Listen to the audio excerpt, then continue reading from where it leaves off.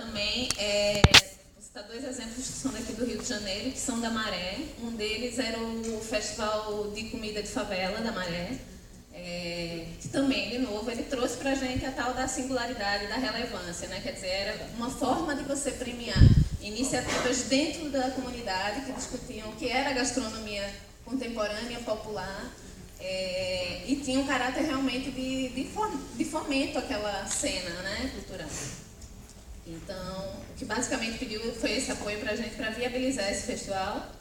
E o outro da Escola de Cinema da Maré. Esse um caráter muito forte de formação, eles pediam apoio realmente para 18 meses do curso. E aí uma metodologia super bem amarrada, super consistente, que a gente disse não tem como não fazer isso acontecer. Então esses exemplos, para mim, como pesquisadora, como produtora cultural, traziam essa questão, que era singularidade, relevância, algo que pudesse ser transformador ou para o artista ou para as suas comunidades. E vou citar um último exemplo, e aí a gente já passa a falar, até porque eu acho que esse debate talvez ele seja enriquecido quando a gente compartilhar um pouco mais de experiência. Um outro projeto que a gente achou super singular eram dois jovens artistas que não tinham mais de 20 anos. Então acho legal trazer esse caso porque os editais também têm um certo vício no tal de currículo, né, para o que o cara está fazendo. Esses dois caras, menino e menina, ainda não estavam fazendo muita coisa. Mas eram dois pesquisadores cicenses e que estavam buscando uma técnica que só existia na Bélgica. Eu não vou lembrar exatamente o nome da técnica. Eu suspeito que é uma coisa tipo quadrante, que é uma coisa de trapézio. E eles basicamente precisavam dessa residência que durava 4 meses. Talvez para um edital padrão pudesse parecer, um pouco autocentrado, né? Essa experiência vai ficar com esses meninos? Para a gente acreditou no contrário. Essa experiência é uma experiência de formação que não se tem no Brasil. E esses meninos podem se transformar em multiplicadores. Então, também a gente resolveu apostar nisso. Basicamente, esses são os cases. Dentro lá das perguntas-chave, eu acho que tem um dado interessante para a gente trocar. Acho que vocês perguntavam dessa coisa de demanda, né? A gente se assustou com a demanda. O Rumos, até essa edição, ele se caracterizava por áreas de expressão separadas. Então, foi a nossa primeira experiência em que tudo era junto e misturado, literalmente. Então, se a gente estava acostumado, sei lá, com música, que era o edital mais popular, digamos assim, com 2.000 inscrições, esse veio com 15.000 de uma vez só. E dar conta disso mexeu com toda a estrutura do Itaú Cultural, né? Assim, a gente... hoje tem parte da equipe aqui, mas nós ficamos mais ou menos em 30 pessoas dedicadas a essa seleção. E foi tortuosa, difícil, porque era um volume muito gigantesco. Assim, quem estava desde o princípio da seleção tinha um volume de leitura que era absurdo, mas a gente tem um super orgulho de dizer que todos os projetos que se inscreveram nessa edição foram lidos. Eu acho que isso é um presente, eu acho que para a área cultural. Assim, a gente está se construindo com um histórico com esse edital, para depois devolver isso para a sociedade, explicar como é que é essa passagem, né, de leitura, de avaliação. Isso deve acontecer muito em breve. A gente está no meio de uma nova seleção, então, de novo, a demanda se mostrou super grande, vieram 12.100 e poucas inscrições, e o que a gente fez diferente já pelo aprendizado. A gente chamou um grupo de 30 avaliadores que fizeram a primeira fase de seleção. E esses 30 avaliadores vêm de todas as formações. Agora a gente já pode falar, inclusive, quem eles eram. A Adriana era uma delas. 30 pessoas de todas as áreas fizeram essa primeira fase e a segunda vai ser feita por 22. Então, esse trabalho também acho que foi um momento histórico no Itaú Cultural. Já dá para dizer, já posso dizer para vocês, garantido, via sistema, que eu acho que é a discussão ali de transparência da gente, que todos os projetos que se inscreveram já passaram por, no mínimo, 4 leituras. Isso, pelo menos agora mais 22, né? Então, eu acho que isso é uma preciosidade no mercado que a gente vive. A gente está com muito orgulho de fazer esse trabalho, mas é um comecinho ainda, né? A gente também tem que se despedir de muitos vícios também na seleção. O que mais que tinha de pergunta, Lia? Transparência, qualidade e volume da demanda. Na verdade, eu tenho algumas curiosidades. Você tocou em alguns temas, 3 temas, que são muito caros ao nosso trabalho aqui na Secretaria, ao trabalho que eu faço na Subsecretaria de Cidadania Cultural e a Subsecretaria de Arte e Fomento também. Você falou de desburocratização, transversalidade de linguagens e experimentação e acolhida dos erros, né? Principalmente a acolhida dos erros é um assunto que diz respeito ao nosso trabalho dentro da área de cidadania cultural, muito importante para a gente poder trabalhar com essa margem, né, de experimentação, principalmente com proponentes que muitas vezes não estão acostumados a participar de processos de seleção pública e de acesso ao financiamento público. Eu queria te perguntar se vocês já, a partir dessa reestruturação, se vocês já cumpriram um ciclo, se os projetos já foram encerrados e qual é a avaliação a esse respeito dos projetos que já foram encerrados. Desde a edição de 2013, a gente não tinha uma limitação de tempo já de cara no regulamento. Então, tem alguns projetos que se encerram agora, este ano. Acho que são 2 ou 3 que estão se encerrando, mas os 99 já aconteceram. A gente avalia muito bem, e essa coisa do erro, acho que é super importante dizer que isso sempre foi uma aposta desse programa Rumos, né? A gente, mesmo quando trabalhava em áreas de expressão separadas, tinha essa aposta. Pode ser que não dê certo. E tudo bem, porque o Itaú Cultural está muito interessado nessa experiência. Acho que também o Yarley ele fala disso, né? A experiência, às vezes, é mais interessante do que o resultado em si.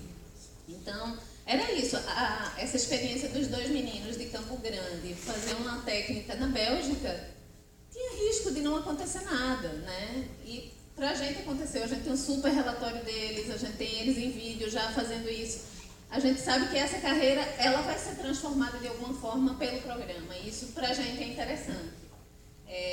Então, eu acho que essa é uma das grandes questões para quem está no nosso lado aqui, do outro lado do balcão, encarar o artista, o pesquisador, como um parceiro que também pode não conseguir concluir aquele trabalho. Talvez a gente está junto com ele nesse momento que entenda esse trabalho não vai ser concluído e tudo bem ele parar por aqui. Isso eu acho que é uma maneira nova de pensar cultura no país, né? E às vezes é tortuoso esse esquema, né? Porque até o artista entender que ele não vai dar conta, ele tem uma fase aí de sofrimento e tudo mais. E se você está como instituição distante daquele processo, você não vai enxergar nem vai orientar a encerrar esse ciclo devidamente, né? Então, eu acho que essa característica também é super importante, a gente ser parceiro. E eu acho que aí sim toca uma coisa que tinha lá no começo da tua fala. Aquilo que a gente daria conta de realizar, né? Eu acho que o limite do Itaú Cultural, por exemplo, é esse. A gente tem que ter ciência que a gente tem um limite de trabalho, né? Quer dizer, quando desses 15 mil, depois 12 mil inscritos, quantos são selecionados? 101 foram selecionados. E só para você ter uma dimensão, no Itaú Cultural são quase 200 funcionários. Então, é como se fosse metade da nossa equipe trabalhando junto com a gente, né?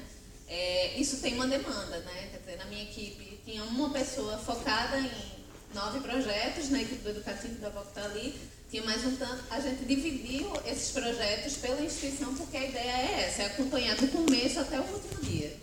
Então, esse diferencial ele tem um custo também para a instituição de projetos, mas aí realmente esse comitê do banco, a pessoa, Eduardo Saron, é o representante Itaú Cultural nesse comitê de seleção e de avaliação de Lei Rouanet.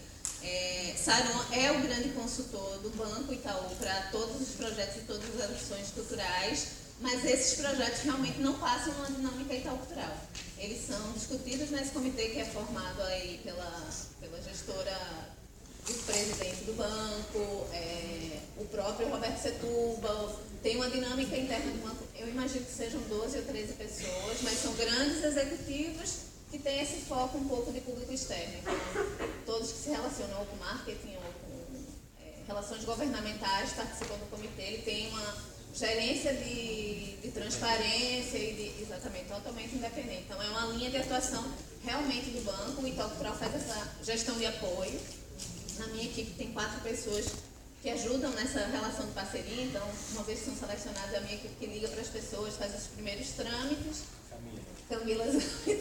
E aí, na sequência, aí é o banco, realmente, né? Quer dizer, essa grana, desembolso, toda essa parte é feita pelo Banco Itaú. Obrigada, Ana, pela sua contribuição. Daqui a pouco a gente volta com você quando as perguntas forem chegando da plateia. Eu vou passar, então, a palavra a Adriana Schneider. Boa tarde. Boa tarde. Legal, torcida ali, né?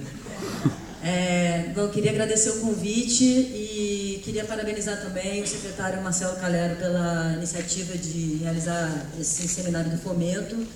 E também acho que essa nova gestão da secretaria, ela tem se mostrado muito mais permeável ao diálogo, né, do que a gestão anterior, onde a gente encontrava uma série de entraves. Então, acho que a gente tem uma série de ganhos aí, né, no diálogo com a sociedade civil.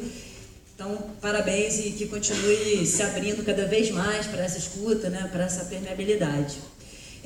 Estou aqui, na verdade, representando o movimento Reage Artista, mas é uma representação um tanto quanto estranha, porque o Reage Artista é um movimento de dissenso, então a gente não tem assim, uma opinião formada, fechada, mas, em todo caso, a gente acabou reunindo, né, nesses anos de atuação, uma série de diagnósticos, de informações e de debates sobre vários temas. Então, eu vou trazer algumas questões para contribuir para o debate, tá?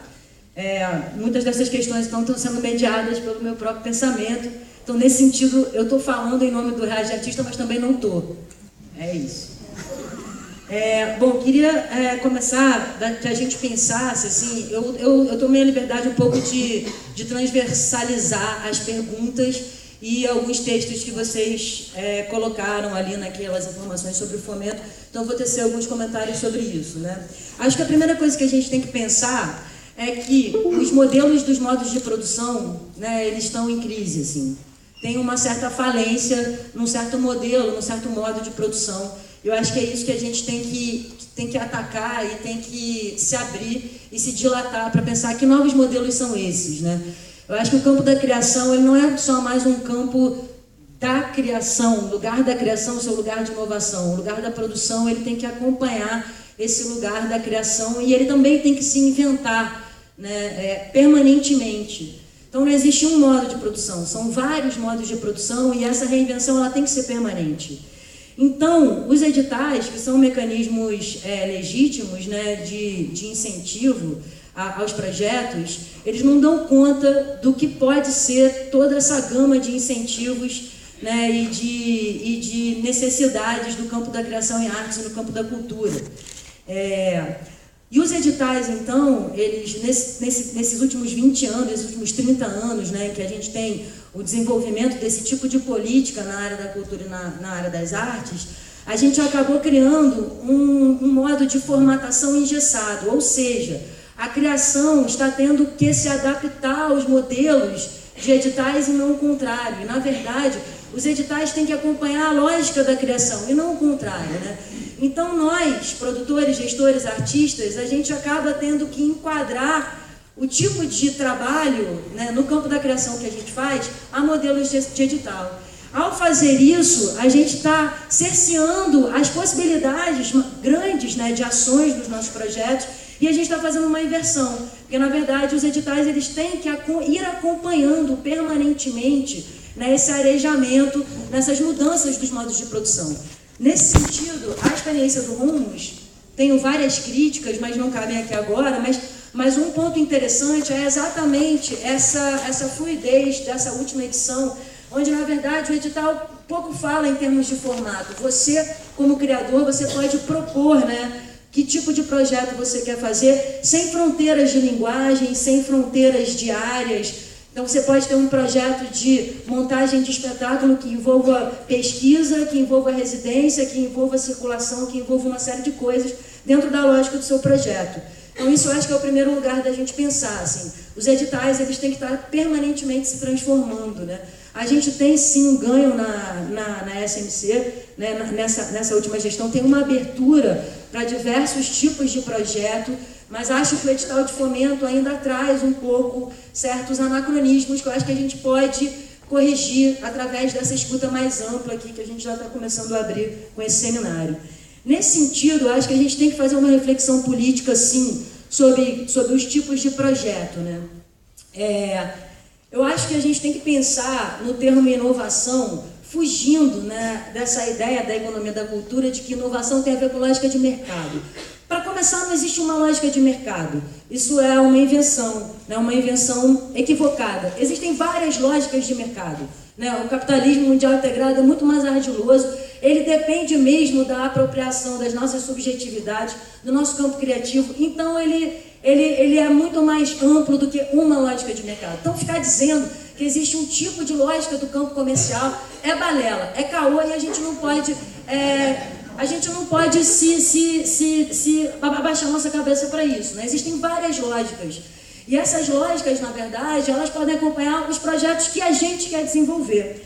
E aí, nesse sentido, eu acho que inovação hoje, a gente deve pensar sobre isso, ainda mais que a gente também está discutindo aqui o fomento na cidade do Rio de Janeiro. E aí eu acho que não tem como a gente pensar isso sem pensar que os projetos hoje, ao falar de inovação, eles estão falando de cidade e contemporaneidade hoje. E as questões que a cidade e o contemporâneo nessa cidade trazem.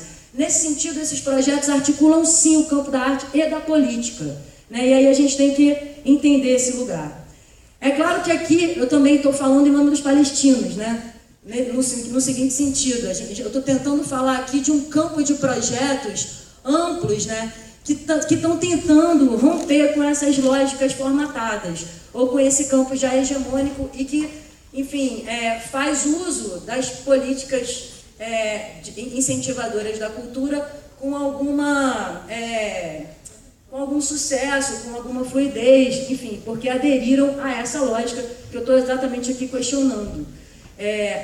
Então, esses projetos, para mim, eu acho que o grande exemplo desses projetos, por exemplo, se a gente olha a produção, né, que vem fora do eixo Zona Sul e Centro, principalmente a produção de juventude, a gente vê aí um atritamento muito poderoso com esses modelos, né, hegemônicos. Se a gente olha para a produção universitária, a gente também tem muito o que aprender com essa produção universitária, porque há, nessas produções de juventude, uma tentativa de inventar novos modos de sobrevivência em arte e cultura, e a gente tem que estar olhando para isso, porque a gente tem muito o que aprender com esses modos. E aí eu acho que quando a gente está falando de inovação, a gente tem que atentar para isso, né? Inovação, novos projetos, que projetos são esses, que relevância é essa de uma parceria de dinheiro público, a gente não pode esquecer, né? Então há uma responsabilidade social muito grande também quando a gente está falando desse tipo de projeto. Então são projetos que eu acho que tem que estar comprometidos com a formação de artistas e técnicos, né? São projetos, a gente hoje no Rio de Janeiro tem uma rede de equipamentos que precisa ser urgentemente reformada, aprimorada, e os técnicos, né, hoje, que estão nesses equipamentos, tem uma situação de trabalho bastante precária, né, do ponto de vista legal. Isso precisa ser visto, porque faz parte, né, desse grande campo dos novos modos de produção e da realização de um projeto, olhar também para esse segmento. A gente tem que pensar em geração de emprego, né? A gente tem que pensar em tempo de duração desses projetos. A gente tem que pensar na capacidade de circular pela cidade, pelos equipamentos públicos da prefeitura de uma forma ampla, realmente circular, de modo que uma produção da Penha possa vir para o Sérgio Porto, que uma produção do Sérgio Porto possa ir para a Penha, que a gente tem uma circularidade ampla nisso, né? A gente tem que pensar esses conceitos de criação contemporânea, né? Criação contemporânea é pulsar essa realidade que a gente vive, pensar em termos de continuidade dos trabalhos de artistas e grupos de companhia, pensar em termos de pesquisa, pensar em projetos que não possam ser contemplados por esses mecanismos hegemônicos, né? Então, acho que tudo isso tem que estar nessa grande discussão sobre o que é o fomento e na democratização disso e da ampliação disso.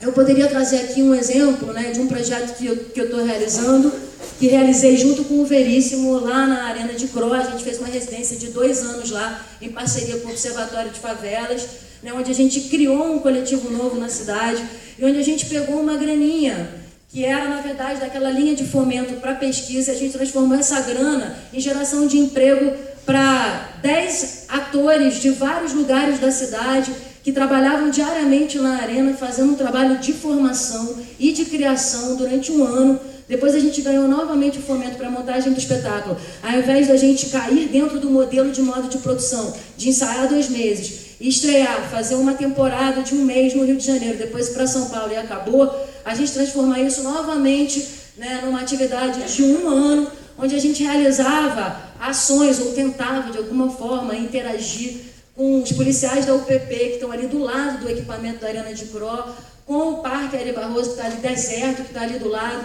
com ações na Vila Cruzeiro, onde o Veríssimo atua há mais de 17 anos, e criando ali um coletivo que estava atuando no território da Penha, mas trazendo informações territoriais de vários outros lugares da cidade. A gente tinha atores da Cidade de Deus, a gente tinha atores de Jacarepaguá, eu que venho do Humaitá, né, o outro diretor que vinha de Santa Teresa, o Veríssimo que vem da atuação da Vila Cruzeiro e morador de Vila Isabel.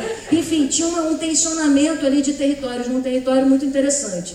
A gente construiu um espetáculo a partir dessa experiência, foi contemplado no Fomento Olímpico e a gente conseguiu levar esse projeto para estrear em maio no Sérgio Porto, onde a gente vai fazer o mesmo tipo de trabalho que a gente estava fazendo ali na Penha, ou seja, criar uma relação com Santa Marta, criar uma relação com o CIEP, com o Colégio Pedro II, criar ali uma relação de bairro dentro de um equipamento, né, que tem, né, um sentido de ser o coração da produção do teatro de experimentação contemporânea no Rio de Janeiro, e isso é entendido de um modo estereotipado, ou seja, esse tipo de produção é um tipo de produção com uma cara vanguardista, pós-dramática, sei lá o quê, e na verdade essa produção, esse espetáculo que a gente criou dentro desse processo na DICRO, ele traz toda essa pulsão contemporânea, por isso que eu acho que a gente tem que discutir sim esses conceitos do que é a criação também contemporânea hoje, e a gente vai ocupar esse teatro.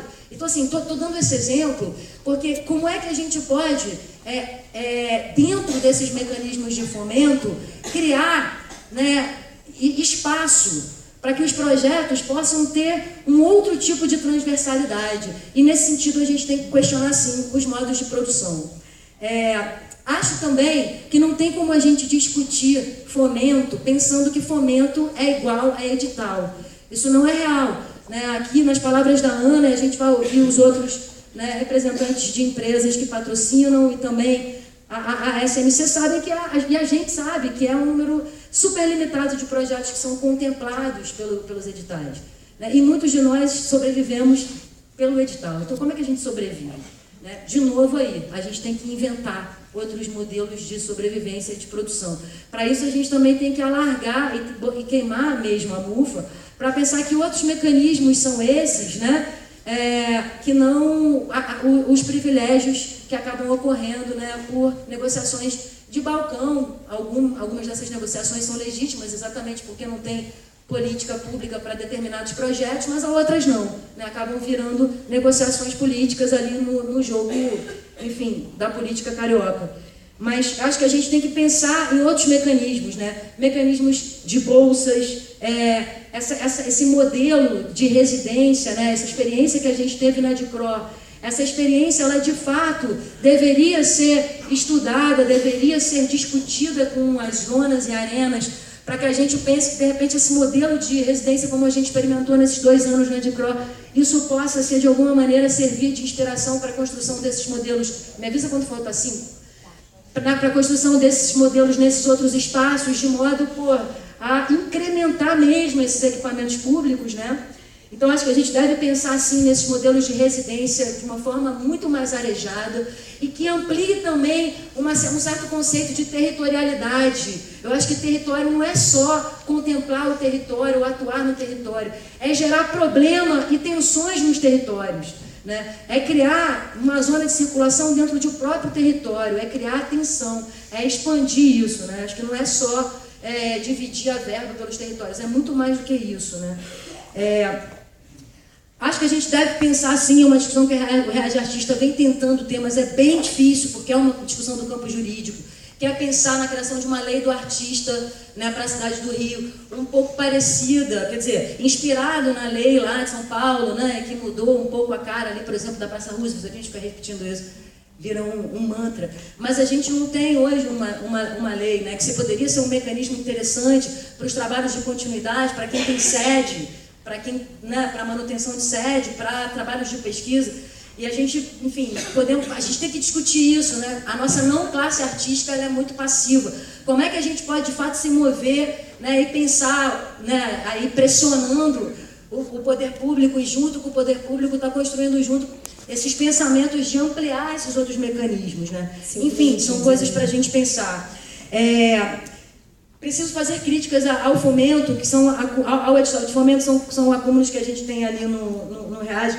Eu acho que a gente tem que pensar nas composições de bancas de avaliação, né? Eu acho que isso é uma coisa assim, essas bancas poderem ser mais transparentes. A gente tem notícias em outros momentos na gestão da escolha dessas bancas que, assim, lamentáveis, a gente for descrever aqui. Tipo, um telefonema assim pro coleguinha, pô, você não tem alguém para indicar para avaliar a poesia? Tipo assim, é uma coisa horrorosa. Então, como é que a gente qualifica essas comissões de avaliação mesmo, para que a gente possa, para que a sociedade civil possa ajudar a escolher, né, essas comissões, para que haja um revezamento? Não tem essa coisa, o fulaninho vai bancar os seus amigos. Não é isso, cara. Agora, na participação do Rumos, essa experiência é muito interessante, porque você, como jurado, você não está privilegiando seu coleguinha, seu amiguinho, mas você tá colocando na roda o teu conhecimento do campo das artes e da cultura do lugar onde você está atuando, né? Então, se você sabe que aquele projeto, aquele cara é realizador, você ajuda aquele edital, naquele ano, a ter uma informação sobre aquele cara que não teria, se você não estivesse lá como jurado. Então, como é que a gente cria esses mecanismos de democratização das comissões de avaliação, de modo que a sociedade civil possa ter participação disso? Da mesma forma, transparência, né, nos critérios de escolha. O Rumo está tentando quebrar a cabeça, é difícil pra caramba, porque é uma quantidade absurda de projetos, mas como é que a gente democratiza isso? Como é que a gente pode tornar transparente esses critérios, né? Preciso ainda falar da lei do ISS. Eu acho que a gente deve pensar, eu li lá o texto de vocês passam muito rápido pela lei do ISS, acho alguma coisa que a gente tem que pensar junto. Tem uma melhoria grande aí, né? A gente ficava antes esperando na fila um tempão, mas eu acho que ainda tem distorções para serem corrigidas, né? Eu acho que falta, talvez, dentro da SMC, um serviço de consultoria de gestão para os produtores de vários tamanhos, né? E para os gestores. A gente ainda tem muita dificuldade de obter informação dentro da Secretaria sobre impostos a pagar, documentação, e no caso da lei do ISS, né, ela privilegia um determinado nicho de produtores na cidade, que tem uma certa qualificação, né, e o modo como a lei do ISS hoje está implementada, o poder público, de alguma maneira, ele está entregando demais para a empresa esse poder de decisão de uma verba que é pública, né? Então, como é que a gente democratiza isso de modo que as empresas possam receber informações sobre modos de produção e ampliar seus conceitos, né, para o campo social, para o campo da cultura, de modo a atender outros tipos de projeto? E, do outro lado, como é que os produtores podem se qualificar para também entrar nesse nicho? E como é que a gente corrige distorções do tipo, né? Ano passado a gente teve 3 grandes empresas, né? As maiores eram, acho que era a Globo, a empresa do metrô e a Unimed. E a Globo acho que tinha 1 milhão, e aí na hora H ali era o captador, porque a mediação da lei do ISS está muito na mão da indústria da captação. Aí já a empresa lá da Globo já tinha combinado lá, estou falando mesmo, com o produtor que é ligado à Globo, e aí os caras já se combinaram, já fechou ali, e os irmãos, né, os amiguinhos e tal. Como é que a gente corrige essas distorções? Eu acho que a SMC ela tem que atuar mesmo ali, assumir à frente disso, talvez pensando um pouco como a Adriana Hatz fez lá, né, pro ICMS, onde ela criou ali, né, uma comissão de auxílio para a gestão desses projetos, talvez pensar alguma coisa nesse sentido. Eu sei que a gente teve a conexão ISS ano passado, mas a conexão ISS ela não foi suficiente, porque, por exemplo, aconteceu esse caso aí da Globo. Então, como é que a gente pode... Eu estou falando aqui, na verdade, então, dentro dessa ideia de expansão dos modos de produção, acho que a SMC também poderia ajudar na qualificação dos produtores, né, e nesses diversos níveis do pequeno produtor, do médio produtor, para que a gente possa qualificar também esse nicho para atender esses programas de políticas públicas mais amplas. E terminando a fala, assim, eu acho que tem uma discussão de fundo que a gente está repetindo, mas que não custa nada repetir aqui nesse fórum, que é, assim, a gente tem que colocar a cultura e as artes em outro patamar, né, assim, parar com essa historinha da cerejinha de bolo, da azeitoninha da empada. Arte e cultura são transversais a todas as instâncias da vida social. Então parou com essa história de que cultura é um negocinho ali, né, que depende de um dinheirinho. Nós temos que pensar